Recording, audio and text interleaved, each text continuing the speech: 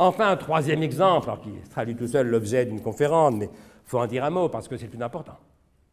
Troisième exemple, l'amour au sens ordinaire du terme, un homme, une femme, deux hommes, deux femmes, si vous préférez, bref, un couple.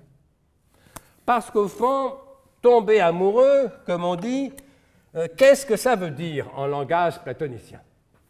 En langage platonicien, tomber amoureux, ça veut dire que vous découvrez tout d'un coup que quelqu'un vous manque terriblement. Jusque-là, vous étiez bien, pépère, peinard. Et puis un beau soir, chez des amis communs, patatras, coup de foudre ravageur, vous rencontrez la femme ou l'homme qui vous manque terriblement, vous ne supportez plus de vivre sans elle ou sans lui. Vous êtes tombé amoureux. Si vous êtes célibataire, c'est plutôt marrant. Enfin, c'est déjà compliqué, à la vérité, mais la vie devient plus intense, plus poétique, avec un côté champagne.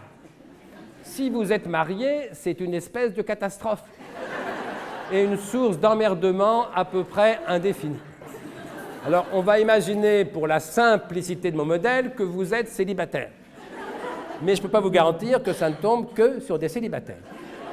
Donc, vous êtes célibataire, par hypothèse, et un beau soir, chez des amis communs, vous rencontrez la femme ou l'homme, je vais dire la personne, pour ne pas avoir toujours à hésiter entre le masculin et le féminin.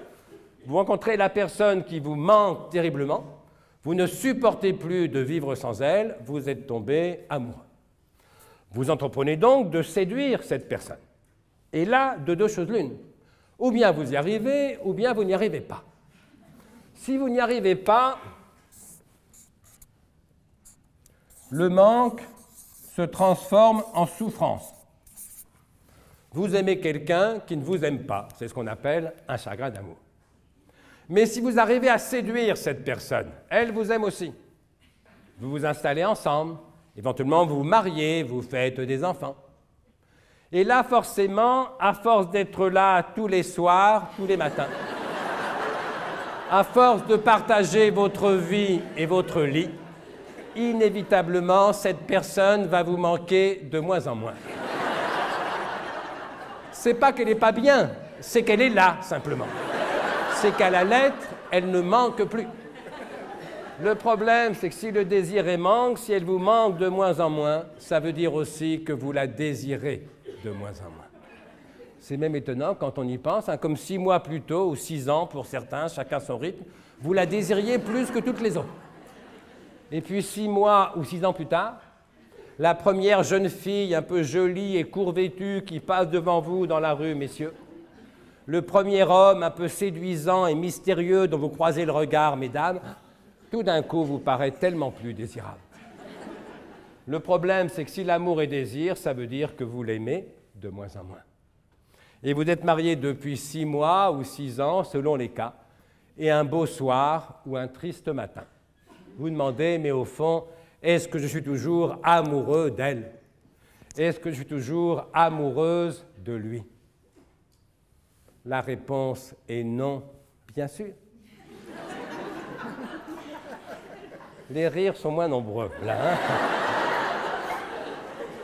et en fait, ce n'est pas le comique, là, c'est la détente. L'angoisse est... Attention, ça ne veut pas dire, ou pas forcément, que vous ne l'aimez plus. Ça veut dire que vous ne l'aimez plus comme ça. Voilà.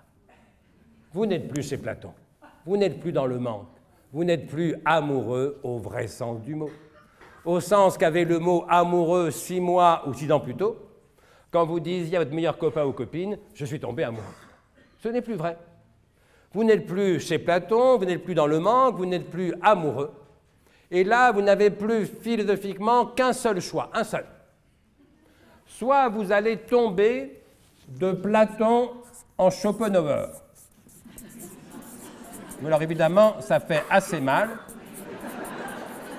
Alors pour ceux qui n'ont pas lu Schopenhauer, on va dire que vous allez tomber d'Aragon en Michel Houellebecq.